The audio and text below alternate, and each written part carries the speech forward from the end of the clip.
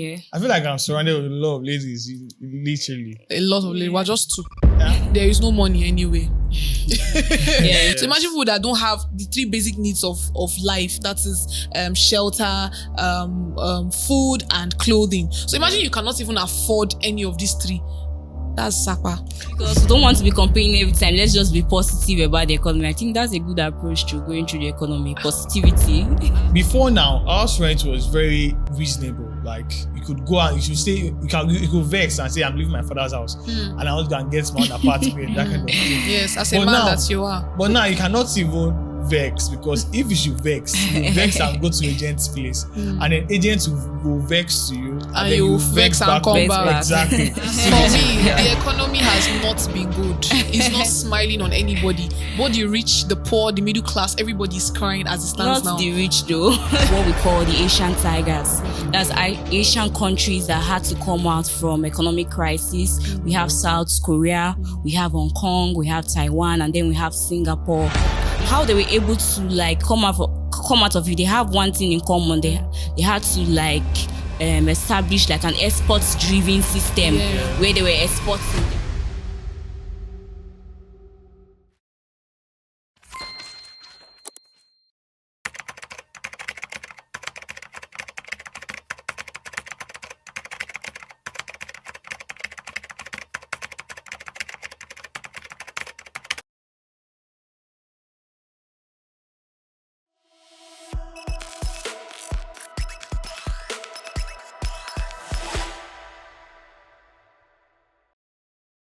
Hi guys, and welcome. This is Timeline. My name is Paul. I'm with me here.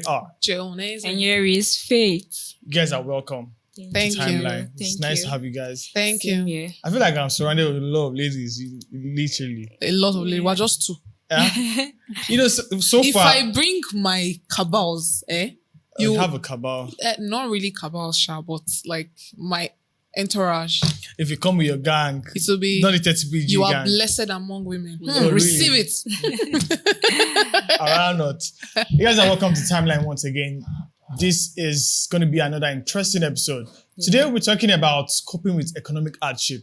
According to United Nations Department of Economy and Social Affairs, UNIDESA, they say that economic hardship is not just peculiar to any region or country.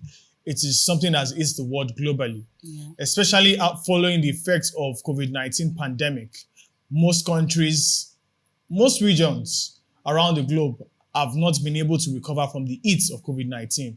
And that's why today we have to talk about economic hardship and how we have been coping since 2019.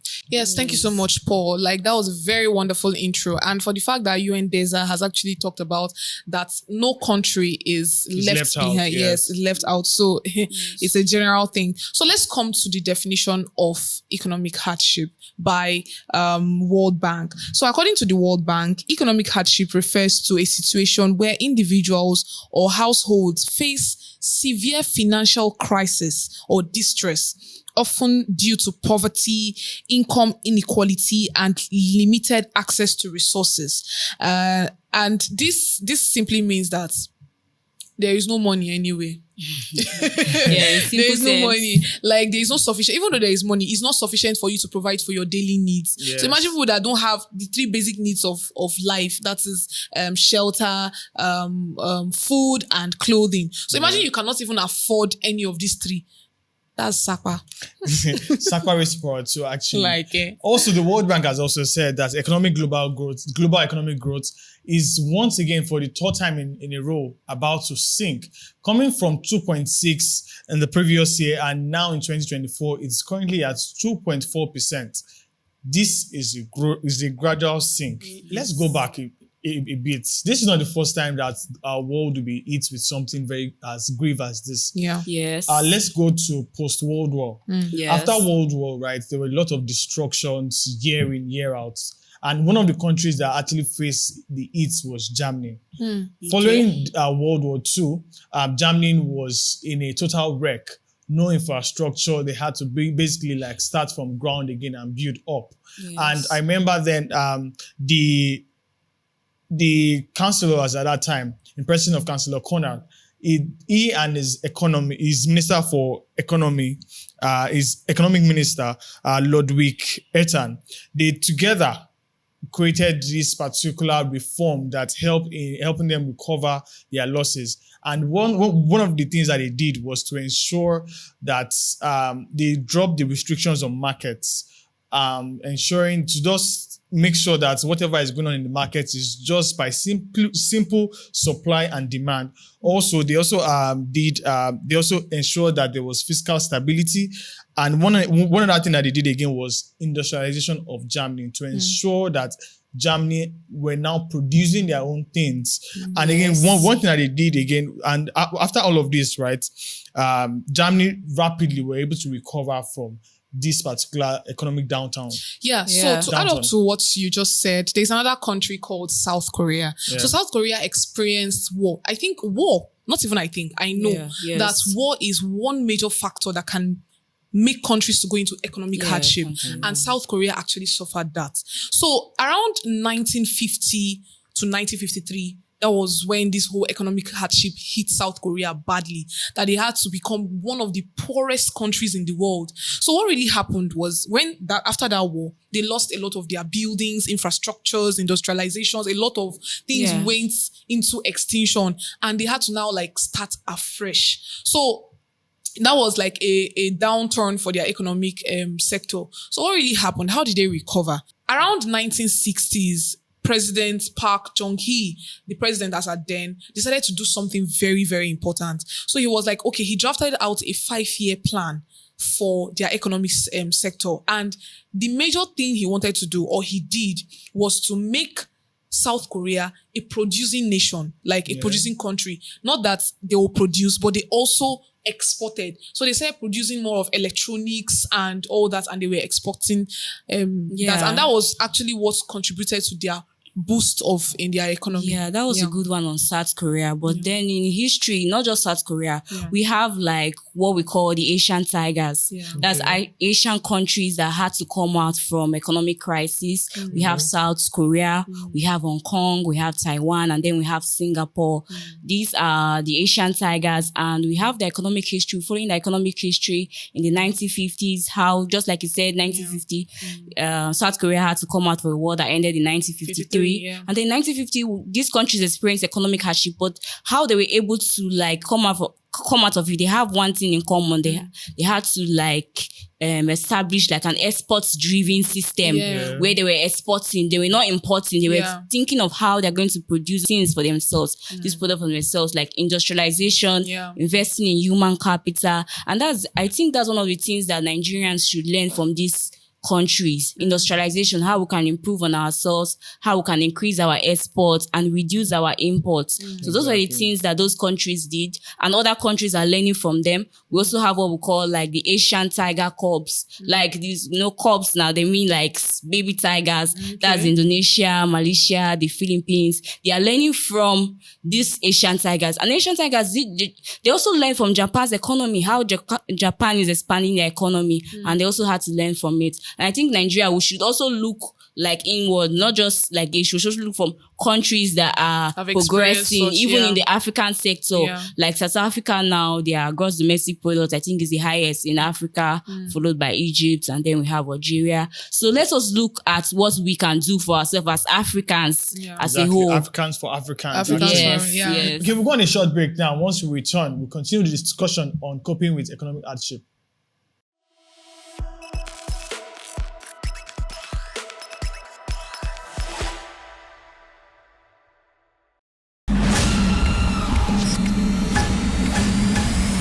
Hey everyone, let's face it, our world today experiences numerous challenges.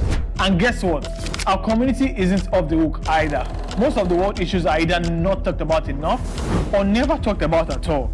But here on Timeline, we've got you covered. We dive deep into issues that affect us every day, leaving behind footprints of wisdom, knowledge, and solutions. Think of it like a roadmap that keeps you on the track for success. So buckle up, because in this new season of Timeline, we're taking another trip through the past, the present, and navigate into a more promising future. Again, we're talking solutions, people. And let's make one thing clear. This is not your average blah blah blah convo. This is real talk with a side of inspiration and a sprinkle of wow. I never thought about it like that. I'm your host on this impactful ride. Together, we'll tackle the tough stuff, laugh a little, and find ourselves on the path to positive change. So what are you waiting for? Season 2 of Timeline will be loaded. Let's get started. Hop in and let's drive straight into the heart of issues shaping our world. Let's go. Oh, one more thing. Hit that subscribe button and let's take this ride together.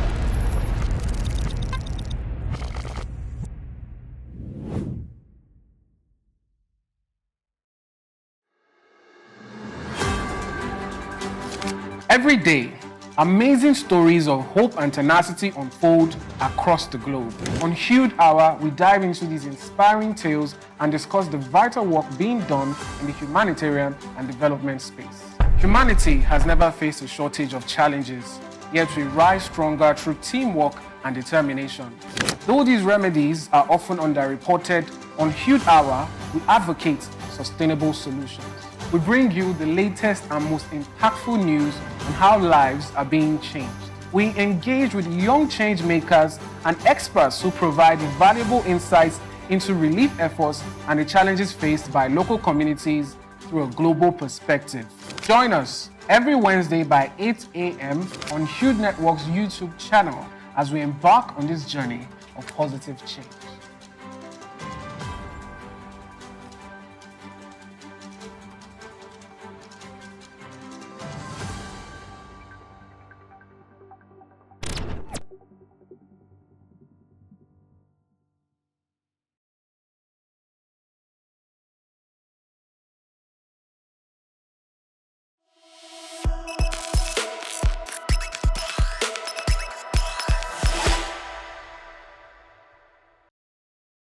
Yeah, welcome back. This is the Timeline, and today we're discussing how we all are coping with the economy and how hard it has been on us. Before we go to continue our discussion, how has the economy been on you? The economy has been, let's say, we thank God because because we don't want to be complaining every time. Let's just be positive about the economy. I think that's a good approach to going through the economy. Positivity. For me, the economy has not been good. It's not smiling on anybody. Both the rich, the poor, the middle class, everybody's crying as it stands now. Not the rich though. Are you sure? Like everybody is really, really complaining. If you go to the market, what is funny is that what you buy now, let's say you just trek and go to your house and say, let's you come back. Maybe you forgot to buy something, and you now came back to say, okay, madam, that tomato that I bought yesterday or few hours ago, yes, how much is it now? 100 naira or 200 naira has been added to the price. Why? Well, there's a famous saying that says that you should cut your coat according to your size. Or permit me to rephrase that you should cut your coat even less smaller than your size. So that exactly. So if you're able to cope, you and you sit inside exactly. According to the World Bank, they say that most people, in fact, those that are really affected by all of this economic hardship are those who already are low income earners. Because now they cannot afford basic necessities such as food, shelter, transportation. Exactly. Transportation is a big one. Transportation has been very hard, actually. Yes. Very, very And also, hard. The International Monetary Fund also reports and they suggest that inflation in Nigeria is disappropriately affecting the poor, as food price inflation is particularly severe. That is, you said earlier on, right, that food in Nigeria at the moment is very expensive. There is almost none. In fact, I think things that we get for probably 200 naira before, 100 naira before, before. I remember there was a time that I think I was the only one at home, and then I wanted to fry egg, and then I took 15 naira to go and buy tomato and pepper, like tomato and pepper. Yes, try it. Before 15 naira. You can't get it now. There was a day that I went to the market, and then my auntie was pointed to one, what's it called, pepper, and they were like, how much is this one? Very small, and the guy was 500. I was like, wow. Meaning that a young guy, a teenager, for example, cannot just say, okay, I want to fry egg and let me add pepper to it. And you fry it like that. You just do omelette. Yes. But even before you even get the egg, egg is now 200 naira. You said 200. Egg is now 300 naira as we speak. So by the end of this program, it will be 400. I can't believe how prices of food, because I can just remember those days. You can just take 30 naira and you buy egg, 600. You have a crate of egg. Now I don't just know, like the time difference between the way these prices are increasing every day is so alarming. So. Exactly, and another thing again that we need to look up on is on unemployment now. Due to the fact that the economy has been on everybody, companies have had to probably, I won't say forced, have been forced to downsize number of staff. So in fact, now people are even saying that, okay, if you don't need to come to work Monday to Friday, you can work from home. And work from home sometimes, right? People don't have jobs. For example, now, if you were to come to work, for example, you give those that to bring you to work, that's the public transport drivers, at least they earn something. At work, you get drinks, all of those people that sell petty things. Exactly. You have to eat lunch, things like that. You buy lunch. If you're working from home, two people like that, with what I just described now, has lost their income for that particular day because you're working from home. Another thing again that's happened again is high interest rates. At the moment now, the interest rate is going very high, and it does keeps going. From your own point of view, what again do you think that this economy has actually had an impact on? Yeah, I think the economy, as apart from unemployment, there's something called underemployment, which is very, very common. Graduates doing jobs that are below their educational qualifications, below their manpower, below their skills. So that's a very big issue. Because just imagine maybe a graduate of engineering, for example, doing something like he's doing cleaner. Yes. So underemployment is a very big issue, and it's as a result of unemployment. And most times, sorry to cut you short, like most times, most of these people, they don't really have a choice. Like you just see them doing it and painfully, they know that, I'm not supposed to be doing this, but I have to do it because I have to feed. Most of these people, they have responsibilities at home, their families, who will take care of their families, who will take care of their siblings. They have to work very hard. And you see them doing things that they are not supposed to do. It's not really that nice. It's very interesting because yesterday I was having a conversation with someone, and it was like someone came to an organization with masters and was trying to apply for the role of a supervisor. And he, from his own point of view, was like, even he that doesn't have masters cannot apply for that particular role. It shows, just back your statement of underemployment. People are really being underpaid. Going for any job that will make them leave. That's desperation. Exactly. That's the word, actually, desperation. Let's move now to the effects of this economy on. Now we've talked about it from the global perspective and also what has happened generally in the country. Now let's look at the effects on even subgroups of the community. Let's start from families, for example. How do you think families have been surviving and coping with this particular economy? I feel like it's hectic. Kudos to parents out there because it's not easy, paying school fees, house rent. Especially in this Abuja, let's talk about how house rent is really on the high side. And imagine taking care of house rent, taking care of children, taking care of healthcare, taking care of their petty things. Mommy, I want this. Daddy, I want this. So families have really, really been like, the economy has really been telling on them. Things that they were able to provide on the norms, they are no longer, they have to cut on these costs. Cause maybe you are the type of person that, normally you buy provision for your children, you buy this, now you force them to eat food, they must eat it, but they must eat what is available. Cook, that's what you eat. So now families, I don't know, I just... You see, and then you're short of words. But then families are really going through a lot. In truth, actually, because food at the moment is expensive. House rent is on the high side as well. And already, in fact, let's even talk. Let me divert a bit. And then already, right, some people here in Nigeria already earn below minimum wage. And now there's a new minimum wage already now, right? And there are some people that they were never earning the former minimum wage. And now they have to survive one way or the other, to provide food for their family, provide shelter for their family, provide transportation, school fees, and all of those things. Permit me to whisper something. Yeah. Even the new minimum wage is not even enough. Exactly. The minimum wage is 77,000 now. Yeah. Just imagine a cleaner.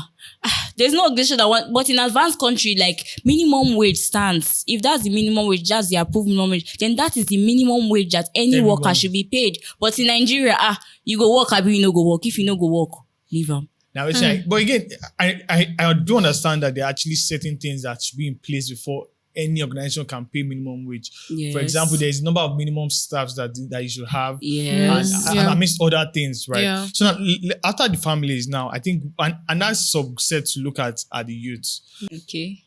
Before now, house rent was very reasonable. Like you could go out, you should stay, you could vex and say, I'm leaving my father's house and I want to go and get my own apartment, that kind of thing. Yes, as a man that you are. But now you cannot even vex, because if you should vex, you vex and go to agent's place. And then agent will vex to you and then you vex and come back. Exactly.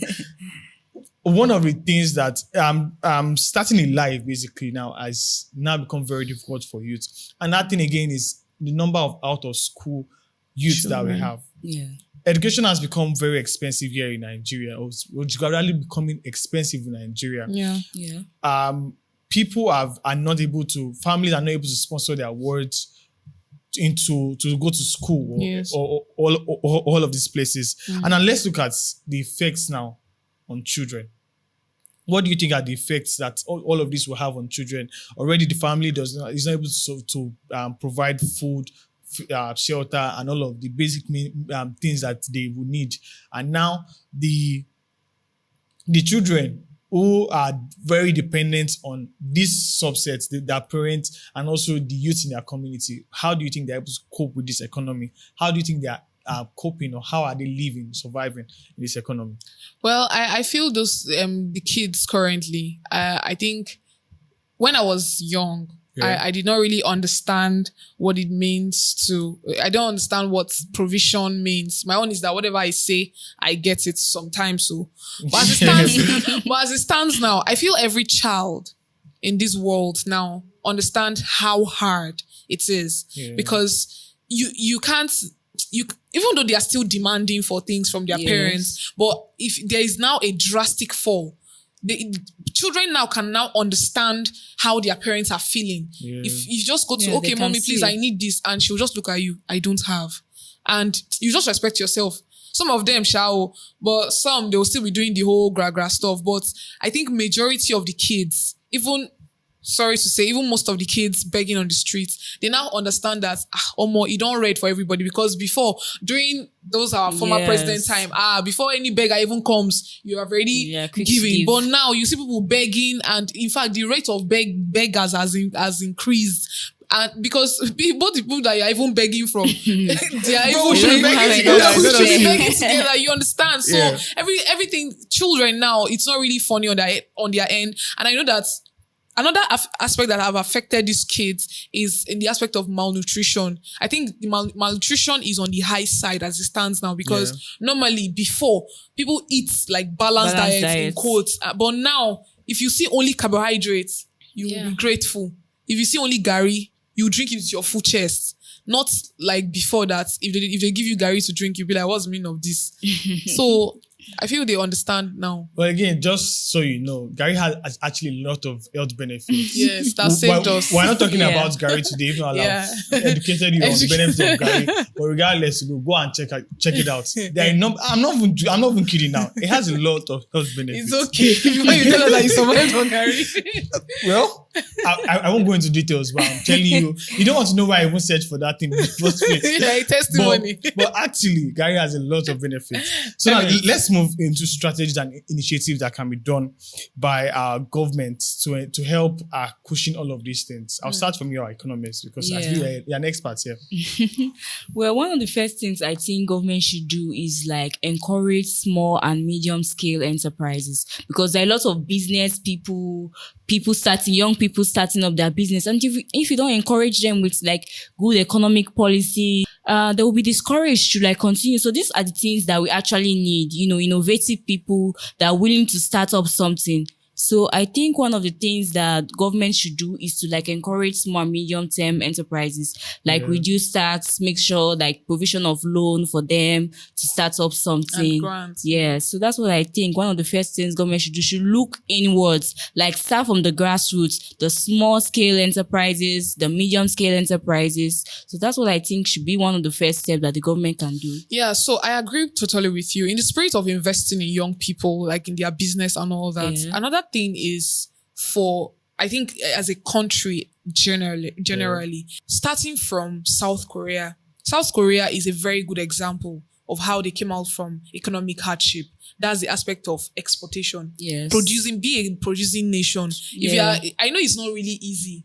They are like one of the Asian tigers, but anyways, you have to like get this, like wear this garment of production, because your country needs people. A lot of countries need what we have, right? So we have to like be in the production side and not only the consuming side. So I feel countries like Nigeria and other countries too, other developing nations should be very serious about being developed. We have been developing for the past how many years. We should also wear the garment of a developed country. I feel like we're picking on the last thing that everyone is saying now, but regardless, I know that a processed material is actually more expensive than the raw material. So I feel like I know that here in Nigeria we export a lot of our raw materials. I guess it's time for us, instead of exporting the raw materials, we should now process these raw materials and then export the products that they give us. And also, even with doing this, right, like that, we get more jobs. There are more jobs that are being created like that.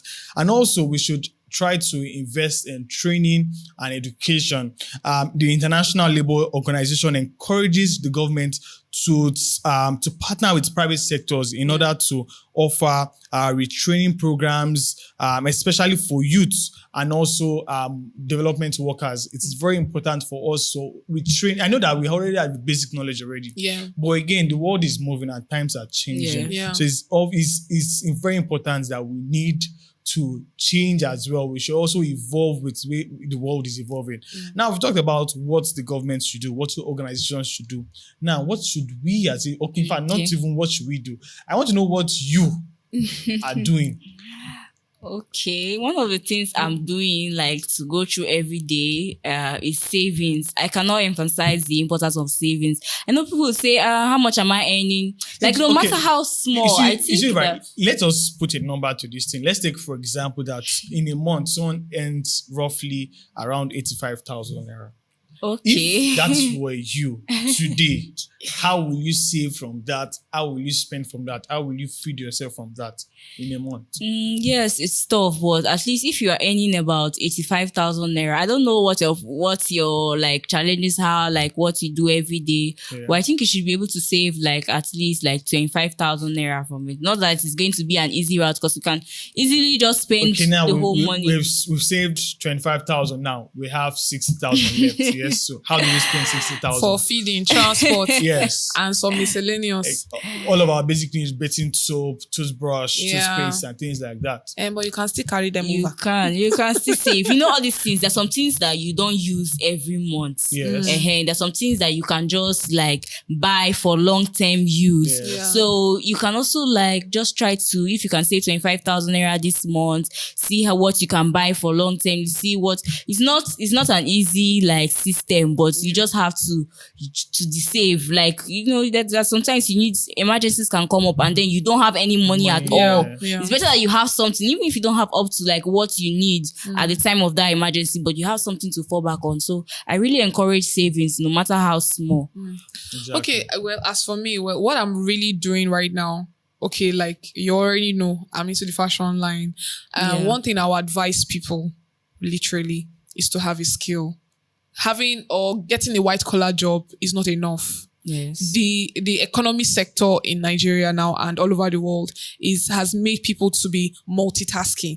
So one thing I believe Nigerian youths are not lazy people. You see, if you go to the internet, you see content. Like sometimes I'll be watching my fellow youths doing some content. I'll be like, is it that you're sleeping? These people are so creative. So people that are into the content creation line, kudos to you guys. And you that you're waiting for white collar job, yes, that's fine, but I feel you should just go and learn a skill, even though it's how to sew, how to make beads, how to do anything. Just even this same content creation, you could just stay in your house, place your phone somewhere. You can just be showing us what you are doing every day. And before you know it, somebody like me, I'll start following you. And then you can even be a brand ambassador and, and you start making money, you get. So I feel learn a skill, go and post yourself on social media. I think that's where you a valid point. Yeah. All of the things you've said are actually very valid. It's important very much to say. It's also important to have a skill, have something else you're doing apart from your white collar job. Yeah. After all of this, it's important that you reassess whatever you're spending on, avoid wastage. All of these are very important in trying to cope with this particular economy. Because again, like I said before, and I'm saying it again, it is important for you and I to cut our coats smaller than our sizes so that we can cope with this economy. My name is Paul. I'm with me here. John, and here is Faith. Don't forget to like, subscribe, and share to your family members so that they can also cope with this hardship. Bye for now. Bye. Bye. Let us pray for the Naira. No, we're not praying. We're not praying. Okay. Okay.